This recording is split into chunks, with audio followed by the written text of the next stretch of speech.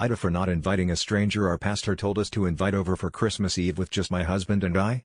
So, this a throwback and the people involved besides my husband are no longer a part of my life at all.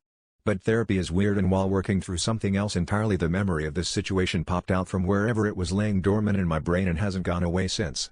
So, I shall ask you, oh dear citizens of Reddit, AITA here or was the pastor out of pocket? Let me set the scene. It is Christmas Eve early 2000s. It is below freezing outside and snow is blowing lightly around. My husband and I are alone, but we'll be going to visit family the next day.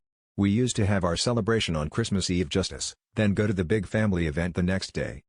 There was a guy our pastor was helping out, around 20 years old. My spouse and I were early 20s as well. The only thing the pastor knew for certain about us was we didn't have kids and we didn't have plans for Christmas Eve that involved other people.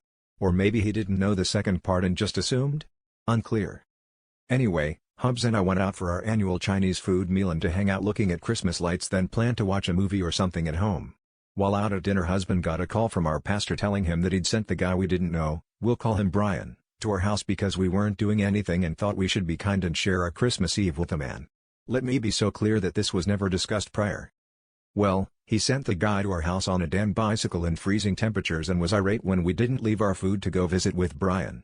We were lectured about Christian love and how we were not being good Christians by not inviting Brian along. What? So, we eventually go home. Brian is on our couch. Presumably he was told to just go in? We lived way out in the country so the doors weren't locked. I'm shaking with anger. I tersely said goodnight and went to bed because I was not dealing with a relative stranger when my little introverted heart had been promised one night of peace out of the week of chaos.